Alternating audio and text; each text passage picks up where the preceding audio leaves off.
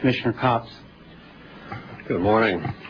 I strongly dissent to this decision because today the Federal Communications Commission empowers America's new media elite with unacceptable levels of influence over the ideas and information upon which our society and our democracy depend.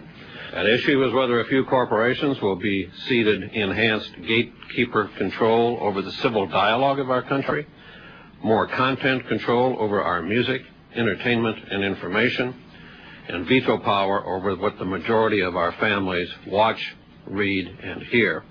Radio deregulation gives us powerful and relevant lessons.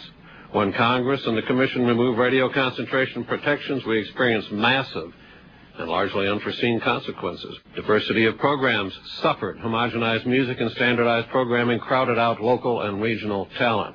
Creative local artists found it ever more difficult to obtain playtime. Editorial opinion polarized. Competition in many towns became non-existent as a few companies brought up virtually every station in the market. This experience ought to terrify us as we consider visiting upon television and newspapers what we have inflicted upon radio. Concerns about the degradation of broadcast content do not justify government manipulation of consumer choice. Degradation is just an elitist way of saying programming that one does not like. The decision allows the giant media companies to buy up the remaining local newspaper and exert massive influence over a community by wielding 3 TV stations, 8 radio stations, the cable operator, plus the already monopolistic newspaper. The decision further allows the already massive television networks to buy up even more local TV stations so that they could control up to an unbelievable 80 or 90% of the national television audience. Where are the blessings of localism, diversity, and competition? I see centralization, not localism. I see uniformity, not diversity. I see monopoly and oligopoly, not competition. It would be anathema to the First Amendment to regulate media ownership in an effort to steer consumers towards other programming. 90% of the top cable channels are owned by the same giants that own the TV networks and the cable systems.